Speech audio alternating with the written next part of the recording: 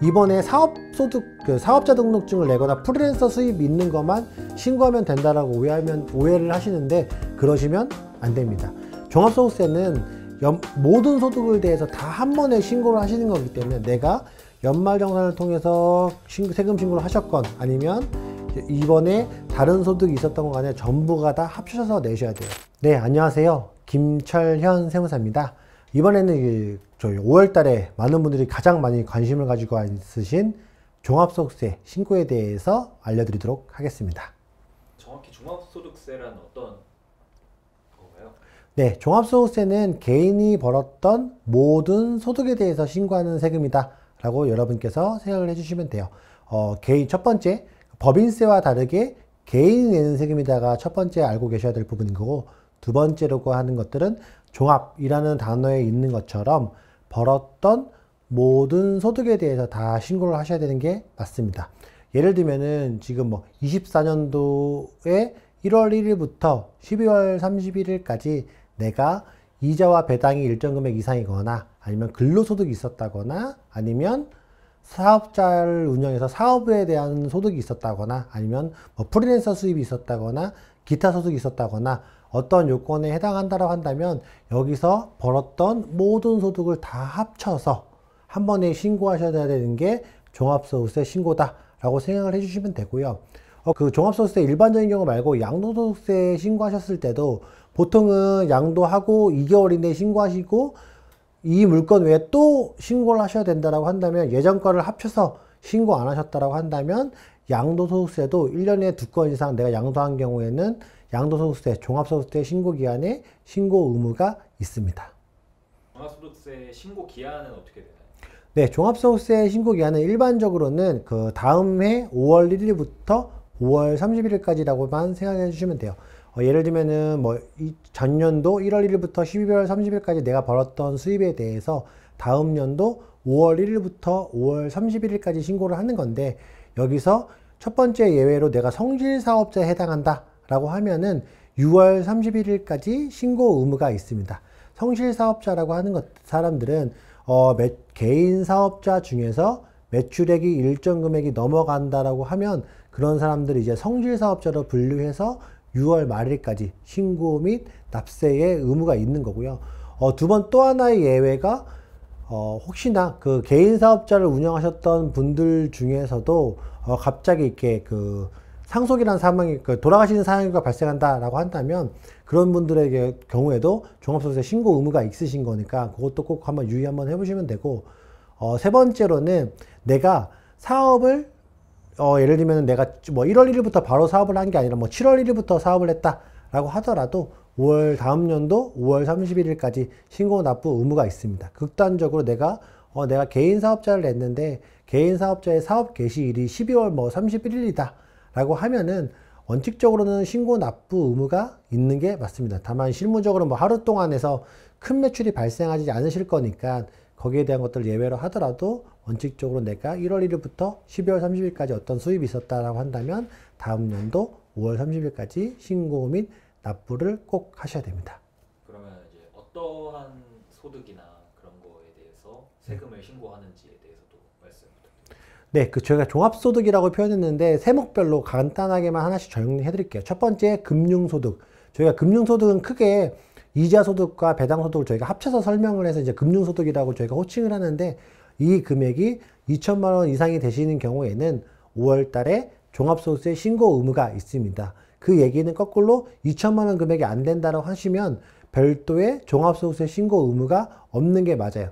그러면 많은 분들이 오해하시는 게 2천만 원이 안 넘으면 내가 세금에 대해서 아예 신고를 안 하고 납부도 안 하는 게 아니냐라고 오해하시는데, 기본적으로 이제 이자나 배당은 받을 때 원천징수라고 해서 한 15.4% 정도의 세금을 다 차감하고 다 주게 돼 있습니다. 이미 줄 때 이미 냈기 때문에 따로 신고 의무가 없는 거고, 다만 그 금액이 너무 큰 금액, 그러니까 기준점이 이제 2천만 원인 거죠. 2천만 원이 넘어간다고 한다면 종합소득세 신고 의무가 있다라고 저희가 설명을 좀 드리고요.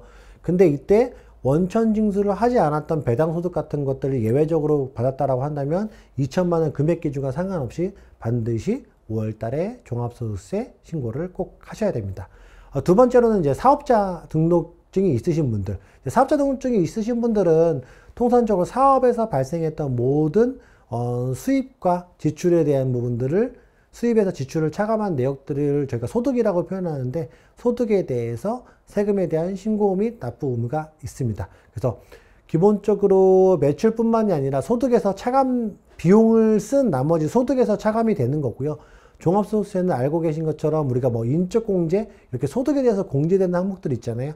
그런 항목도 차감하고 그리고 나서 세금이 부과되는데 세금 중에서도 또 세액공제 받을 금액들이 있기 때문에 사업자이신 분들은 내 매출이 얼마인 건지 그리고 내가 이 매출에서 얼마만큼씩 지출했는지 그리고 내가 이것 통해서 소득공제 받아야 할 내용들이 없는지 그리고 또 마지막으로 세액공제나 세액감면 같은 거를 받을지 있는지 전부 다 체크하셔가지고 종합소득세 신고 및 납부를 하셔야 될 의무가 있습니다.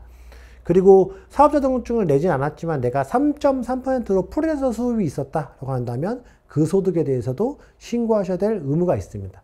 기본적으로 그래서 이렇게 프리랜서 수입인 경우에는 금액적인 기준이 있는 게 아니라 원래는 발생, 예를 10,000원만 받았다 하더라도 종합소득세 신고 의무가 있으신 게 맞습니다. 사업자 등록을 하지 않았던 프리랜서 수입, 즉 사업소득이 있다라고 한다면 이것도 꼭 신고를 하셔야 되는 거고 마지막으로 기타 소득이라고 해서 일반적으로는 좀 과세가 되지 않지만 뭐 저작권료를 받았다 아니면 뭐 미술품 양도에 대해서 어떤 세금이 낸다. 어쨌든 일시적인 소득이 아니라 예외적으로 일반적이 아니라 일시적으로만 발생했다 이런 소득이 있다면 이제 기타 소득으로 그 부분을 하는 건데 이 소득에 대해서 받은 금액에서 지출을 뺀 나머지 금액이 300만 원을 넘어간다 라고 한다면 종합소득세 신고 의무가 있습니다. 그래서 여러분들이 여기에서 해당하는 소득이 있다라고 한다면 반드시 5월까지를 종합소득세 신고도 꼭 하셔야 되고 납부도 꼭 하셔야 되고 거꾸로 내가 돌려받을 돈이 있다라고 하더라도 신고를 해야지만 돌려받을 수가 있습니다. 그렇기 때문에 신고에 대한 의무는 놓치지 말고 꼭 하시길 바랍니다. 아니면 근로소득자를 하시다가 이렇게 퇴사하시고 개인사업자로 하시거나 프리랜서로 하시는 분들이 계시는데 이런 경우에 종소득세 신고는 어떻게 진행하면 되는지 말씀 부탁드립니다. 네, 그 앞선 소득별로 저희가 신고 의무를 좀 설명을 드렸는데 여기에서 한 가지 요건만 충족하더라도 모든 소득에 대해서 다 신고하셔야 되죠. 그래서 제가 이렇게 설명드리면 오해하신 것 중에 첫 번째가 나는 근로소득은 이미 연말정산때 다 했으니까 이번에 사업소득, 사업자 등록증을 내거나 프리랜서 수입 있는 것만 신고하면 된다라고 오해를 하시는데 그러시면 안 됩니다. 종합소득세는 모든 소득에 대해서 다 한 번에 신고를 하시는 거기 때문에 내가 연말정산을 통해서 세금 신고를 하셨건 아니면 이번에 다른 소득이 있었던 거 간에 전부가 다 합쳐서 내셔야 돼요. 근로소득도 있었다라고 하면 근로소득도 또 합치셔야 되고 내가 여기서 사업소득도 있었다라고 하면 사업소득도 있으면 합쳐서 내셔야 되고 또 근로소득이 있었는데 내가 복수근로가 있다. 예를 들면 회사에 두 군데서 다 월급을 받고 있다라고 한다면 전부 다 합쳐서 종합소득세 신고를 꼭 하셔야 될 부분도 있는 거고 기타 소득도 있다라면 그런 모든 소득을 다 합쳐서 신고 의무가 있는 게 맞습니다. 그래서 많은 분들이 혹시나 이걸 놓치셨다가 나중에 국세청에서 알고 돼가지고 추징되는 경우도 많고 근로소득이 나왔을 때 더 한 가지만 더 설명드리면 난 퇴사할 때 이미 다 했는데 나 어떻게 신고해야 돼요? 라고 물어보시면 퇴사하신 분들은 종합소득세 신고 의무가 일반적으로 있는 게 맞습니다. 그게 왜냐하면 연말정산인 것들은 통상적으로 이제 매년마다 1월 말쯤이나 2월쯤에 되면 내용들을 확인하잖아요. 근데 6월달이나 7월달에 내가 퇴사한 시점에 퇴사 시점에 맞춰서 연말정산을 받아야 될 항목들을 다 확인되시는 경우가 거의 없으실 거예요. 그렇기 때문에 보통 이제 인적 요건이라서 그 최소한의 공지만 하고 그냥 마무리를 하거든요.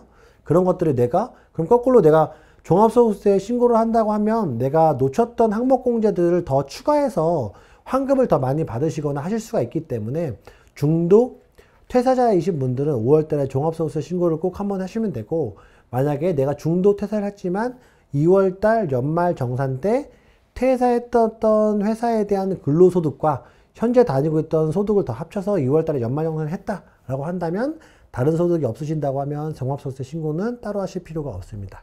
그래서 정리를 해드리면 퇴사하신 분들은 퇴사 시점에 받았던 공제는 많이 누락됐을 가능성이 많기 때문에 5월달에 꼭 세금 신고를 하셔야 되는 거고 연말정산을 다른 곳에서 통해서 합산해서 신고하셨다라고 한다면 대상자가 아니실 수 있는 거니까 이 부분도 꼭 한번 체크를 한번 해보시길 바랍니다.